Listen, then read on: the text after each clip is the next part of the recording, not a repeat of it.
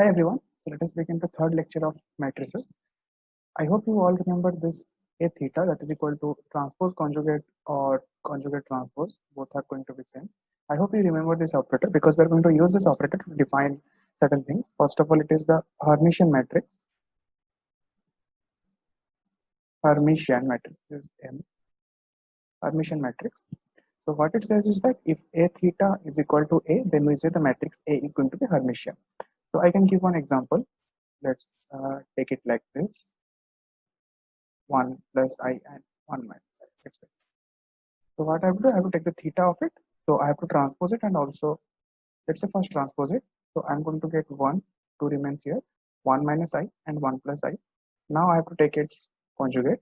So what I obtain is that 1, 1 plus I, 1 minus I and 2. So clearly you can see that this matrix and this matrix are equal, and hence this matrix can be called as a transpose Hermitian matrix. Fine. Clearly you can say that this diagonal or the primary or main diagonal is going to have real numbers, because what we are doing, we are aii, then transpose it is going to remain aii itself, then we are going to take its conjugate. So what we are saying is that aii is equal to this same numbers conjugate.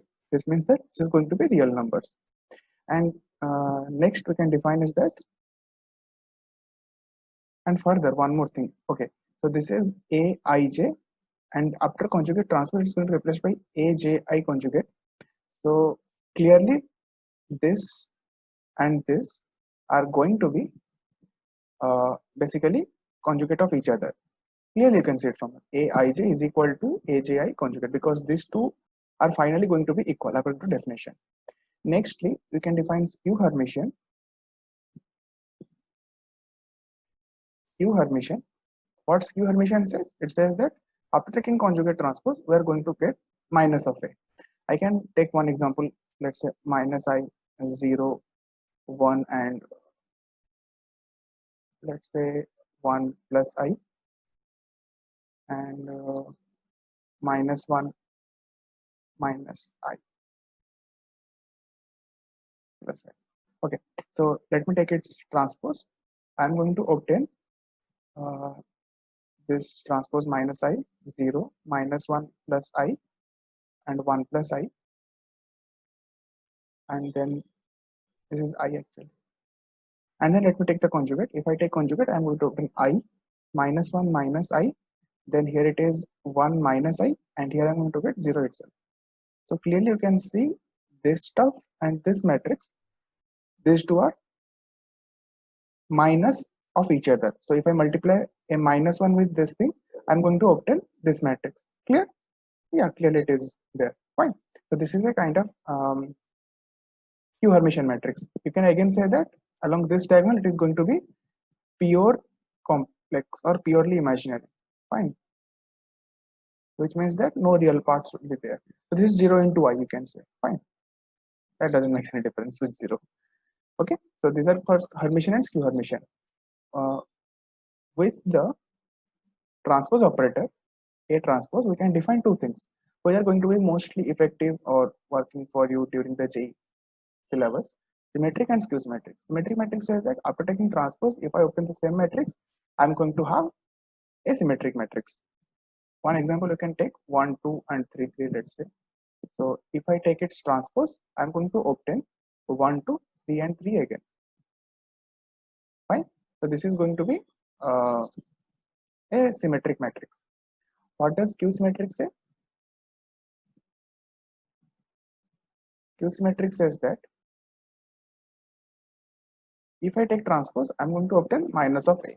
So this, let's say 1, 3, minus 3, and okay, sorry, 0 and 0, like this. Let me take its transpose. I'm going to obtain 0, minus 3, and 3, and 0. Clearly, this is minus of this original matrix. So this 0, 3, minus 3, 0, this matrix is going to be a Q-symmetric matrix. Now clearly, what are the diagonal elements of A? Diagonal elements of A are going to be AII. After taking transpose, they are going to remain AII, but according to definition, they are also equal to the minus of itself, because the diagonal elements of A is AII clearly, and A transpose diagonal element is also AII. So, but according to definition of skew symmetric, A transpose equal to minus A. So, a minus sign comes outside and AII equal to minus of the same thing. So, we obtain the diagonal element should be 0 in a skew symmetric matrix. Fine. There are certain properties associated with this type of matrices. The first is that any matrix A can be represented as a sum of symmetric and skew symmetric matrix. Here A should be square. Fine. So let me define two matrices. Let's say P equal to A plus A transpose by 2 and Q equal to, so if you can see clearly, if it is not a square, then it is going to make a problem because the order is not going to match up A and A transpose, and hence we cannot add those two matrices. This is, let's say, A minus A transpose by 2. So if I take P transpose, clearly it is going to be A transpose plus A by 2. And if I take Q transpose, I'm going to obtain A transpose minus A by 2. So this is equal to minus Q, and this is clearly equal to P itself. So P is a symmetric matrix and Q is a skew symmetric matrix. Fine. And clearly you can say that A equal to P plus Q. Therefore, if A is a square matrix, then it can be represented as a sum of symmetric and square symmetric matrix. So there are some properties of transpose. I guess I can remind them also. First property is that the transpose, if you take of the same matrix of the transpose, it is going to give you back the original matrix. Second is that A plus B transpose is equal to A transpose plus B transpose. The third is that the reversal law, which is important. This transpose is going to be C transpose, B transpose, A transpose. This is called a reversal law for transposes. And one more remains is that, yeah, I have brought it actually. Trace of A is equal to trace of A transpose. Anything else? Yeah, there might be. What is the transpose of K into A, where K is a scalar? It is equal to K into A transpose. The scalar can come outside, it doesn't affect the transpose inside it. So there are 5 properties. Here is 1, here is 2, here is 3, here is 4, and here is 5. Extending the property third, this C, we can obtain one more property. Let me show that to you. So what it said in the third property, it said that A, B, C whole transpose is equal to C transpose, B transpose, and A transpose. Okay. So what would be A K whole transpose? I have to prove that this is going to be A transpose power K.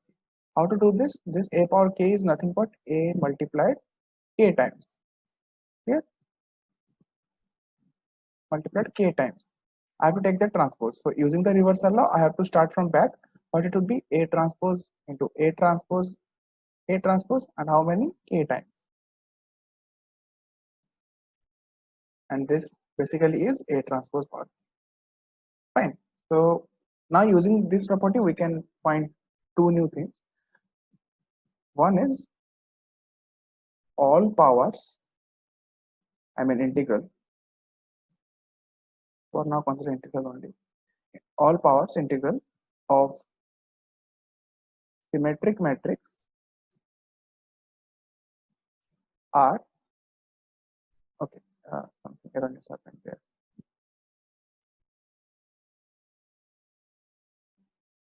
All integral powers of symmetric matrix are symmetric matrices. What do I mean? If A is symmetric, then A power A is symmetric also. So first of all, if A is symmetric, then A transpose equal to A, simple proof. And what would be AK's transpose? is equal to A transpose power K, and clearly we know A transpose is equal to A because A is symmetric, so we open A power K. Clear? This is a simple thing. Further, we can go ahead with the third also, that all odd integral powers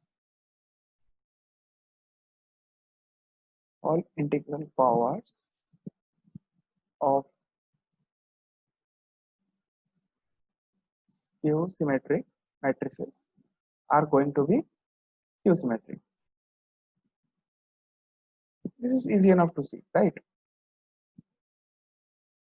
How is this? Let's say A is skew symmetric, so A transpose equal to minus A. So I have to prove A to the power 2k plus 1 transpose is equal to A transpose power 2k plus 1, that is equal to minus A to the power 2k plus 1. This is odd, minus 1 stays outside, goes outside, A to the power 2k plus 1. So what we have taken, we have obtained exactly minus of that. Hence, the odd powers are going to be symmetric, and eventually you can see the even powers are going to be symmetric. Means A to the power 2k transpose is equal to A to the power 2k. Here, so these are three important properties which are extremely useful and mostly used. I can also solve one problem here. We can consider one problem here. Yeah, let's do one problem.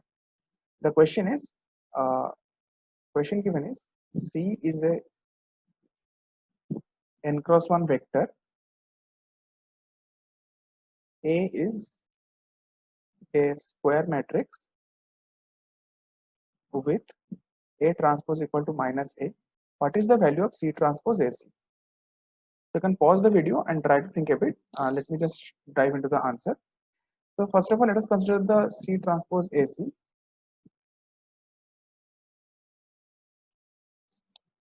And what basically is it? Is the order. What is the order?